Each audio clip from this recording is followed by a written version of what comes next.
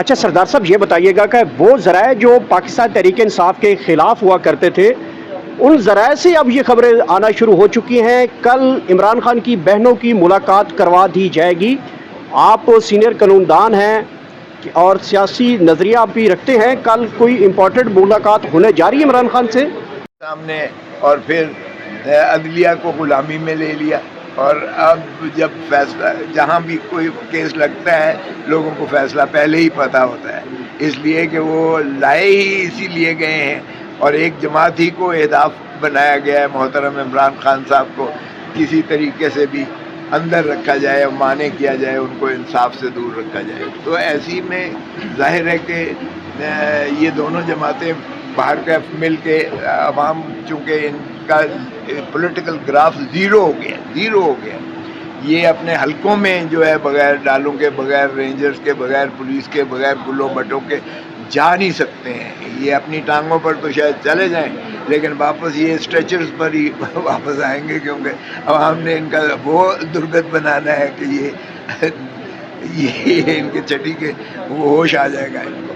تو اس لیے جب عوام سے کوئی وابستگی نہ ہو تو پھر یہ توقع کرنا کہ یہ عوامی مفاد کا بجٹ لے کر آئیں گے یا اس کو پاس کروائیں گے یا کوئی سہولتیں پیدا کریں گے, تو وہ تو سوچنا ہی میرے خیال میں عبث ہے.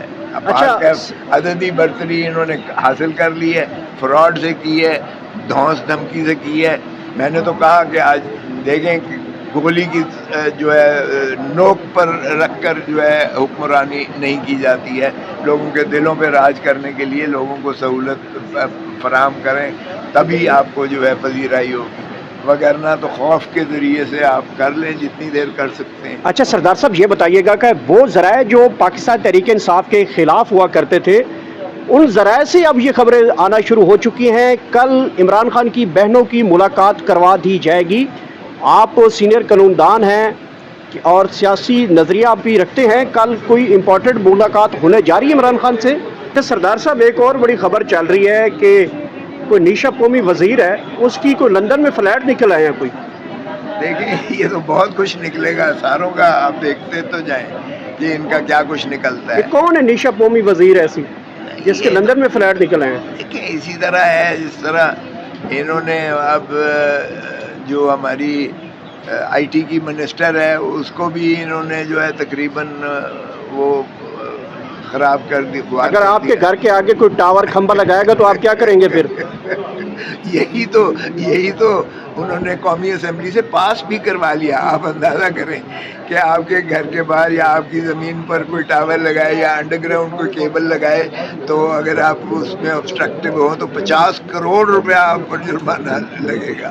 تو یہ اس طرح کی قانون سازی جو ہے یہ فسائیت. سردار صاحب مجھے آپ اتنا بتا دیں کہ اگر آپ کا گھر ہو, آپ کے گھر کے آگے ٹاور والے آ جائیں کہ بھائی ہم نے یہاں پہ ٹاور لگانا ہے, آپ آگے کیا کریں گے, ریئیکٹ کیا کریں گے؟ میں گولی مار دوں گا اسے.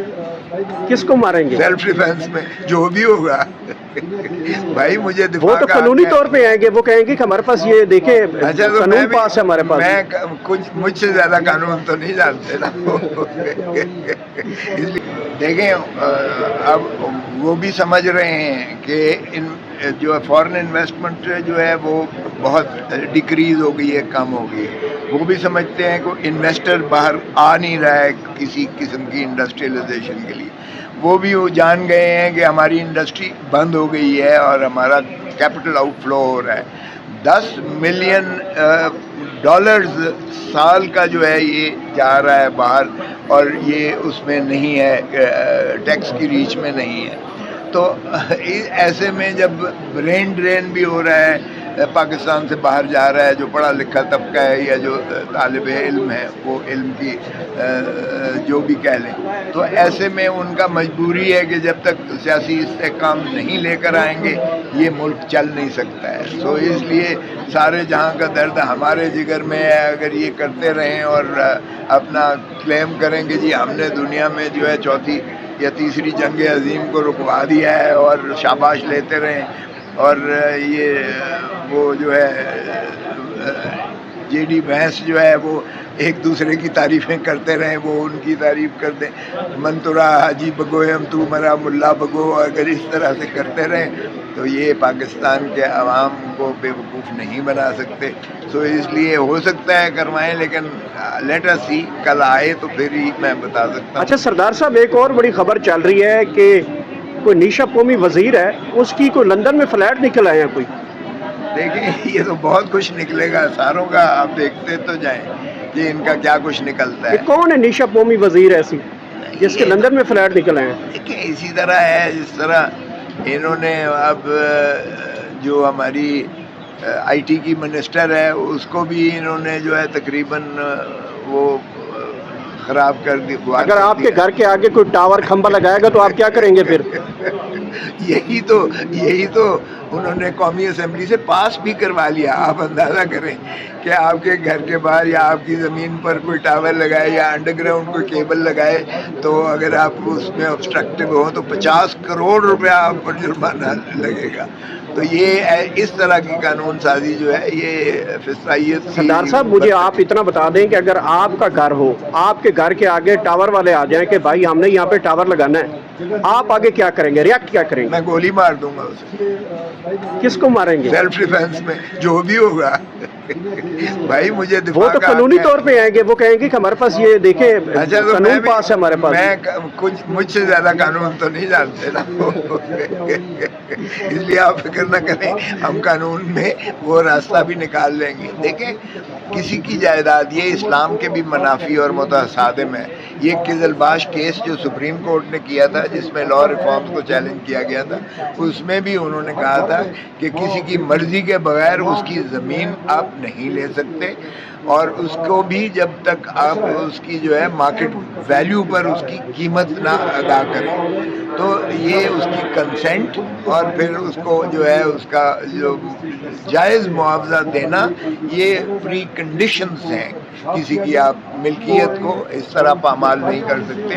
یہ نہ صرف اسلام کی روح ہے بلکہ یہ ہمارا آئین اور قانون کی تشریح جو کی گئی ہے قزلباش کے کیس میں، جو اس وقت کی سپریم کورٹ تھی. آج کی سپریم کورٹ کو تو مانتا ہی کوئی نہیں ہے، لیکن اس وقت کی سپریم کورٹ کا فیصلہ حتمی اور لازمی ہوتا تھا. آج کل کوئی کرپشن کی فائلوں کے اوپر بات ہو رہی ہے، کسی ایک بڑی شخصیت کی گرفتاری کی بھی بات ہو رہی ہے. کہا جا رہا ہے کہ جو لوگ ہمیں گرفتار کر کے جیلوں میں بھیجا کرتے تھے اب ان کی باری ہے.